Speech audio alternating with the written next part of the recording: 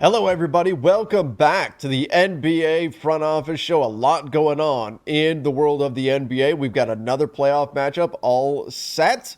We're going to break that down. We'll talk a little Celtics and Bucks. We've got some news to get into first. And I guess where we should start, Nikola Jokic. Well, we don't know for sure if he's the MVP or not. I think he's probably going to be. But we do know that he's going to get a lot of money this summer and did confirm that he will sign that deal with the Denver Nuggets. Keith Smith at Keith Smith NBA.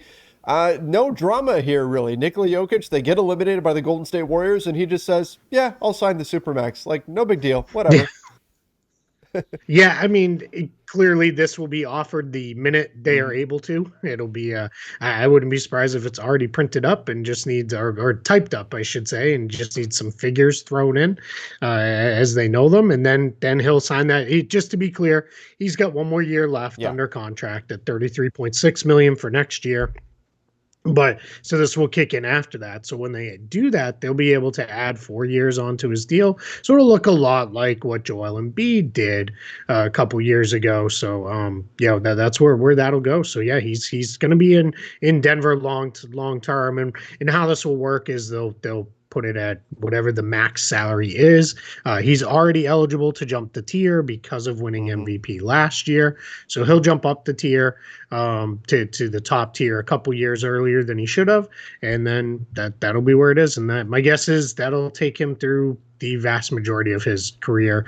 Not that he's close to done by any means. I mean, this guy's still winning MVPs, and he's only 27. But this will have him covered well through his prime Now, this years. is something that's interesting to me is that the max tiers, the max players, these guys have a percentage of the cap. That's what their salary Correct. is. So if you've got a guy like Nikola Jokic, and then the new TV deal comes in while he's still on that contract, and he's getting a percentage of, like, he could see not just the NBA revenue wise would see a boost, but these guys that are on these kinds of deals, that his salary could go up significantly when that happens. Pending when that Correct. pops in. That's the challenge. If it pops in later, then because this deal will start with the 23-24 season. I think the TV money might be the next year. I Mhm. think. I'm not entirely sure. I'd have to go back and research that. But yeah, what it could end up doing is he could end up being kind of underpaid Ah. compared to what some other stars are going to get, right? Because if it starts and it's locked in, it doesn't adjust because Oh, then okay. it's See, already I thought it would locked in. adjust So, to what the yeah. new revenue Nope. was. Okay. Yeah. Nope. So the first year salary will be 35% of the cap, but that'll be 23-24 if that new TV money, which I think kicks in 24-25, kicks in then. So we'll see. Now, we're going to have some CBA negotiations coming and things like that too. So maybe they do change some language there. We've seen some grandfathering of stuff happen. We've seen them allow extensions differently. So maybe they would allow a reworking or something Mhm. like that. But regardless, he's going to make a whole lot of money and be in Denver for the foreseeable Yes, future. and great news for the Nuggets, and they've already shown a willingness to Yeah. spend to keep this team around. So, you know what? Yep. Here we go. Nikola Jokic sticking. 3 players next year will make at least $30 million on the Nuggets. So Jokic, Murray, and Porter, and then they've got Aaron Gordon at 19, Will Barton at 14. So they're in then a couple smaller but still good sized deals. So they're going to be up over the Mhm. tax, which is not a place they've generally been, but. That's such is the price of building a good team, and I think with those guys back, they'll probably fancy themselves as a finals I contender. believe so. Some good news. Devin Booker on the mend Yeah, could be back. The Suns could certainly use him. We've been saying this. I think that they still handle the Pelicans even without him. Right now, up 3-2 in the series. despite them not handling them very No, not easily. But easily, but I yes, mean, I think we they both get agree through. they'll. I think they get Yes. through. Yep. But Devin Yep. Booker back soon could even be back next game. So I think that's important, not just for this series, but for moving forward. That you get him back, get him Sure. ramped up and ready to go. Again, if Yep. I'm the Suns, I'm also being very cautious here because hamstring injuries, we know they're notorious for lingering. Yeah, that's the challenge, right? You have to get the timing right. You don't want to wait too long, because then maybe you're in a series you didn't expect to be in. But you also don't want to bring them back too early, because then we see a lot of times guys aren't right and they end up right back on the shelf. So that's the important thing here for the Suns. This is also, my guess is there's some thought maybe he plays in Game 6 tonight. We're recording this on Thursday, so maybe some thought he gets back for Game 6 on Thursday. But if not, then for a potential Game 7 or Game 1 of the next round. But you'd like to close out tonight and not have to go that route. Let him, if you could close out tonight, that's probably the best. Get him a couple more days of rest and then go from there. And then you see where their opponent series goes with that one. But yeah, it's we're gonna find out a little bit here, going forward with Devin Booker. We'll know a little bit later today. That's right. Be interesting to see what happens there. Hopefully he is good to go. It's always nice to see players get back from injury. There is another injury that I want to get into, but first, I don't want to forget to mention this. We are going to be doing our own play-by-play during some playoff games. Now, you've heard of the Manning cast. This is going to be the front office cast. I'll put the link in the description for this video here over on YouTube. If you're listening to the podcast version, just go check out the YouTube video, and the link is going to be in the description for our room, and you can come join us over on Playback. Keith and I will actually be live doing play-by-play for some of these games, and realistically, our play-by-play, it'll probably devolve into some of our typical conversation as well. We're not going to call every single moment, but the cool thing is you can watch the entire game directly with us. It's a lot of fun over on Playback. If you're coming over from Lakers Nation, you've seen us do this for Lakers games in the past. Now we're doing it for front office. Believe we're going to start things off with Grizzlies and Wolves tomorrow night. So that'll be a lot of fun. Come join us for that. You can chat directly with us while we are all watching the game together. And again, we're all on the same feed, so it's a ton of fun. Again, use the link in the description below. Go get into the room early. These rooms are capped, but Keith and I will be on there tomorrow night doing Grizzlies versus Wolves. So highly recommend that you guys come check us out for that for the front office cast. And pending how the game goes, right, we'll take questions about all sorts of stuff. So, we'll have a lot of fun with this and figure it out. It's new for us, so, or at least very new for me. I know you've done a couple for Lakers games, so yeah. But we're gonna have some fun with this and have fun, and no better game than Grizzlies Timberwolves, because that series has been absolutely bonkers. Yeah, it's gonna be a blast. It's gonna be a blast. So I can't wait to do that one. All right, let's talk a little bit about a team that just got eliminated by the Bucks, the Chicago Bulls. Zach LaVine, unfortunately, is going to have to undergo off-season surgery. I don't think that this isn't going to affect his free agent market at all, though. I mean, he's still. I would expect him to stay with the Bulls, but yeah, no, he's not great. The Bulls get eliminated, and now we find out that Zach LaVine's going to undergo surgery here. Yeah, there's now been some kind of after the fact reporting that has come out along the lines of, this was worse than he was letting on. He was playing through things and those kind of things. And that unfortunately, and it kind of seemed like that's where this was heading. He just never really fully looked right. So I do, think this is going to be a major challenge for Zach LaVine, and rough time, awful timing, because he's right headed into free agency, major payday. I don't think it's going to impact anything if you're going to give him the max before you're going to give him the max anyway. But definitely, not great for him. But my guess is he still gets whatever he was going to get from the Bulls. They keep that team together and move it forward for at least one more year, because I think there's a sense with the Bulls. I'm curious to see if you agree or not. This season feels a little incomplete, because by the time they get to the playoffs, they didn't have Lonzo for basically the whole second half of the year. They were without Caruso for a lot of the year. Levine was banged up. It was just a lot on Drusen and Vucevic's shoulders. So I kind of feel like if you're the Bulls, you feel like, we saw where this went, but then it went or we saw how this could go, I guess, but then it kind of went sideways on them. So I just feel like it's almost an incomplete year. It really is. I mean, injuries derailed this team. At the beginning of the season, we were looking at this team and saying, this is one of the most fun teams in the NBA.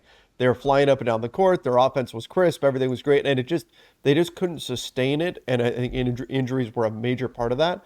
So, I mean, I'm going to keep an eye on this team for next season, but I am really curious, and I'm sure all the players are too, to to see what they could be if they had full health.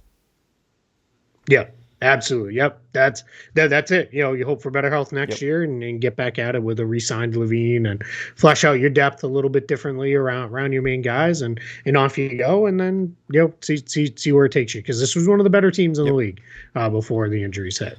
All right. The Pistons are hoping to re-sign Marvin Bagley to a weirdly specific 3-year deal.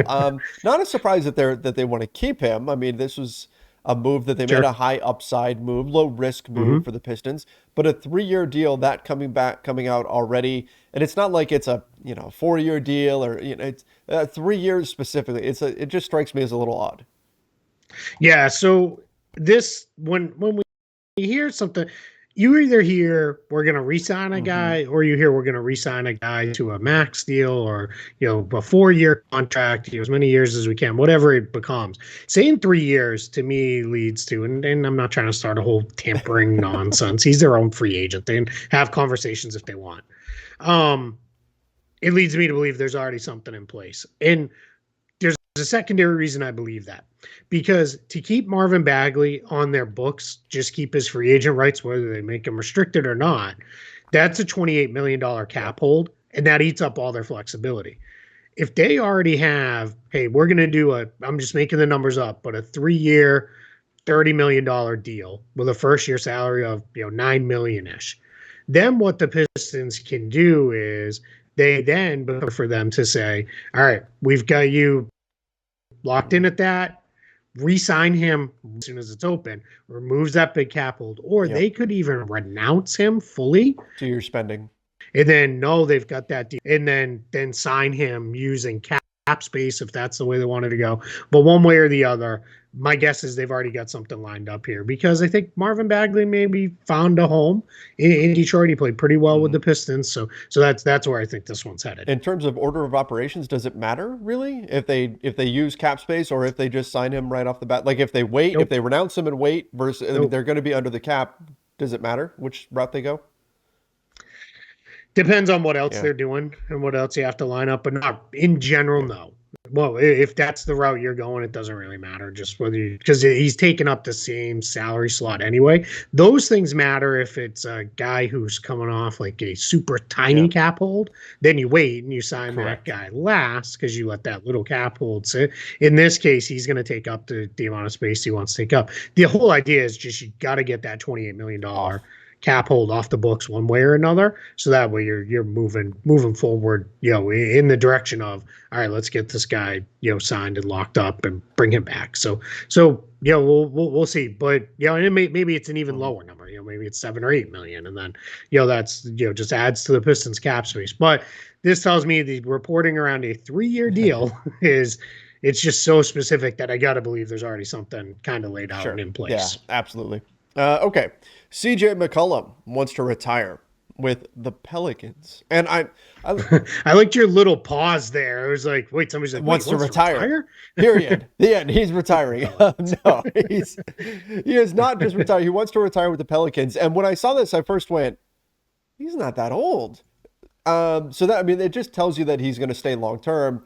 And so CJ McCollum obviously likes where he's at with the Pelicans, likes what they've got going there. And again, even if, let's say this series ends, right? Tonight, the series is over and the Suns send the Pelicans home. It still, I think, was a pretty successful playoff run for the Pelicans. I think they've shown a lot. They've left the Suns kind of reeling at a few points. There were some moments where they put a little bit of fear into the best team in the NBA over the course of the regular season. So there's a lot they could walk away from this from feeling good about. And so CJ McCollum saying, hey, I want to stay here. I want to commit long-term. I want to retire as a Pelican. Like those types of things, those are positive things for an organization that just a couple seasons ago didn't look like one where a lot of players would want to go play. Well, it's also very, very important to send a message to other players on the Pelicans. Williamson, maybe, perhaps, of like, hey, I'm going to be here. And like Brandon Ingram is signed long-term. They gave Valanciunas the extension and have him coming back. Larry Nance they've got for another year. They've got the guys that they hit on, Herb Jones, and then Jose Alvarado off his two-way. So they've really got some of their building blocks in place. And McCollum saying, hey, I'm gonna. It's also little interesting. He's got 2 more years left on his current extension anyway. Mhm. So this would start with the 24-25 season. But it really is one of those things where I think, hey, I'm just letting everybody know, if you sign a new contract that's going to take you out, 4, 5, 6 years after you ink that deal, I'm going to be here. I will be Yeah. here with you, and that's important. I think for a franchise like the Pelicans to have that kind of Yeah, buy-in. yeah, absolutely. I think it is important, and I think it's a good sign for them moving forward. I think McCullum has fit very well with them, and I'm curious to see what he can look like partnering with Zion Williamson. Throw Ingram into the mix. They've got Agreed. other pieces there too. Could be pretty good. Yep. Could be pretty good. All right, Keith, you want to do it? Let's get into to your next series Let's here, get in. Celtics and Bucks. It is now official. We also know that Khris Middleton will be out for the entire series. That's a big blow for the Milwaukee Bucks. So why don't we just go to you off the top on this before I give my thoughts? Since you're the Celtics guy here, even though I am supporting you wearing a green shirt today. Maybe it's Bucks green. I don't know. I don't know. It does lean more Bucks green No. colored, but it's okay. But We'll take it. in any event, Celtics Bucks going against Giannis Antetokounmpo, perennial MVP candidate, multi-time MVP. How are you feeling going into this series? Yeah, for the Celtics, they catch a break here with Khris Middleton being out. There's no other way to put it. He is the Bucks. I people look at me a little weird when I say this. Giannis is obviously the Bucks' best creator of everything, but Giannis does it like a bulldozer, right? A bulldozer is going to create a hole, create space. It's going to create whatever it needs. That's Giannis. Middleton is their guy. You throw the ball to, he's going to get you an off the dribble shot or something like that. Drew Holiday is good at that. He's not as good as it is Khris Middleton is, especially looking to score for himself. If you look at and watch the Bucks historically, late clock, Middleton's the guy who gets the ball with under 5 Yep. on the shot clock and has to find something, whether it's a shot for himself or a driving kick or whatever it is. So that is a massive loss because what they'll do, I don't know the big against the Bulls without him. They went with Bobby Portis in his place in the Mhm. starting group. I don't know that you can do that against Boston because Boston can match that size because of how big Jason Tatum is on the wing. And as well as Jaylen Brown and Marcus Smart can defend any of those guys too in their switching system. So I think they're going to have to go to one of the shooters, whether it be Pat Connaughton in there or Grayson Allen in that starting group. I think that's where you have to go and hope Holiday and Giannis can Mhm. create enough for you and you kind of rebalance yourself in that way. I think I already thought this series was going to be a rock fight.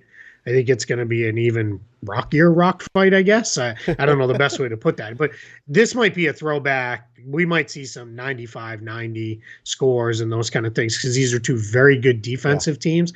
And I think Milwaukee knows the way we're going to have to do this is we're going to have to slow this down because I just don't know how they're going to create enough offense. So when you can't struggle to create offense, you shorten the game by eliminating possessions. Yeah, and that's going to be the challenge for the Bucks without Middleton is they rely on him so much to be that bail them out guy if a possession's not going well. And for most teams in the NBA, that is your star, right? That's the guy. Mm-hmm. Like if the Lakers are struggling with possession, the ball goes to LeBron James. If the Yep. Mavs are struggling, right? They're just not creating. The ball goes to Luka. Luka, this is your job to create Yep. this shot with 4 seconds left or whatever. That's not really the way the Bucks operate. So it'll be interesting to No. see how they try to get around that.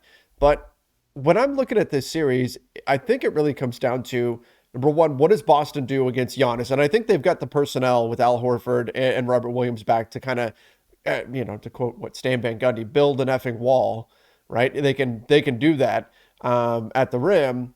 Is Giannis's 3-point shot hitting? If that, obviously that's a game changer if it is, but if it's not, I think Boston has the pieces to make things difficult on him in the interior. And then on the flip side, do the Bucks have the wing defenders to deal with Yeah. Tatum and Brown? I think you can deal with one of them. You could use perhaps Giannis on one of them, but do you have somebody who can take the other one? I think that's going to be a big question mark. Like Wes Matthews, is he a guy that you can rely on to do that? He's only 6'4". Does he really have the size to do Yep. something like that? Bobby Portis, can he switch out effectively? I think that's going to be a big question mark for this series as well. because that's one area in terms of just pure wing defenders. Obviously, we look at Antetokounmpo, but without Middleton, do they have the wing defense necessary to slow down those guys? And I don't know that they do. Yeah, that's the other side of losing Middleton. He's a very good defender with good size, and you're absolutely right. That's we saw when the Nets put Bruce Brown on Jason Tatum. Tatum went to work inside on him. Then he became much more of a driver. That's my guess is that's what he'll do against Wesley Matthews as well. Is he'll just go to work on him. Now Drew Holiday can take one of those guys, but then you run the risk of the same thing that the Nets ran into is then you're stashing Grayson Allen, who also starts a lot of the times. When he does or he plays quite a bit, you're running the risk of now we got to play him on one of the bigs, and then that becomes a problem. That's where the Celtics get you. They kind of get you in rotation with stuff because they don't give you a lot of outs. They don't have easy outs for guarding or for any of those things. So I think the challenge becomes for the Bucks is how do we rebalance ourselves to get these things in position, and I think that's going to be the thing on both ends of the floor. I just think I was leaning Boston anyway in the series, and I was leading Boston in 7 before the Middleton news. I'm now going to pick Boston in 5. Yeah, I think they're going to lock up the Bucks enough offensively. They're going to struggle, and I think the Celtics will find enough offense because the other thing is, the Bucks are back to that drop coverage style with Brook Lopez. They're just gonna switch, and then attack him and they're content to pull up for those mid-range pull-up jumpers, and it's gonna be really hard. So that's gonna be my pick is Celtics in 5. And it's not that I'm that confident. I just don't see how Milwaukee creates enough offense in this series. That was my take as well. Was also to go Boston in 5. And it's not necessarily that I don't believe in the Bucks or anything. This is a championship team. I think they can get it done here. But, I mean, the big problem that they've got is without Middleton, if you're either too big or you're too small. You're one or the other. If you've got Brook Lopez and Bobby Portis out of the court like they did against the Bulls, you're too big and you're going to get circles run around you and you're going to get switch hunted and you're going to be in trouble there. If you bring in anybody else, it's Javon Carter, Pat Connaughton, Grayson Allen. You're too small.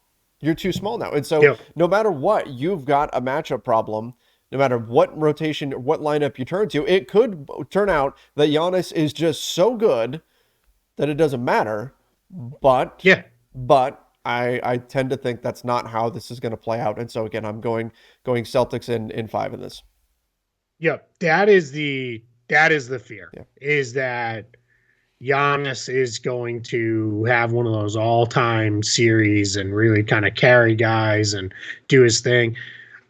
I think this is one where we look back and we all collectively say, man, Giannis dominated that, but his team still lost, and that, it is what it is. And, off we went. So, yeah, that's my pick, but yeah, that's where I think we're headed. All right. Well, front runners. I will have far more in-depth thoughts on Celtics blog if anybody wants to follow beyond our minutes here, but we're kind of up against time today. Yeah.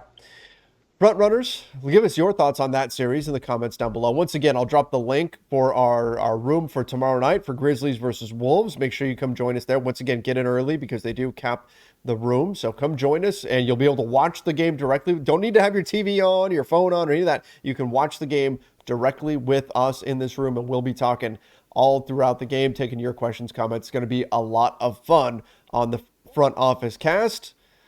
Till next time, everybody. Trevor. Draft. NFL draft today. Eat your pancakes. That's right. You pancake eating MFer. NFL draft today. Little aside. For anybody else who, like me, is a New England Patriots fan, it was just released. Their estimated time of their first pick is 10:50 p.m. So you'll be able to go to bed probably around 11 p.m. knowing the Patriots have traded back and out of the first round entirely, because that is what they do. So, but eat your pancakes. Then I'll clean it up there and leave the quote clean the rest of the way. Vontae Mack, no matter what. Everybody enjoy the NFL draft tonight. I know I'm going to. There is some NBA basketball on as well that we'll be checking out. That's going to be a thing as well. But let's go Raptors. We all want to see this. We all want to see this Game 7. Let's go Raptors. Let's get this done. Till next time, everybody. See ya and stay safe.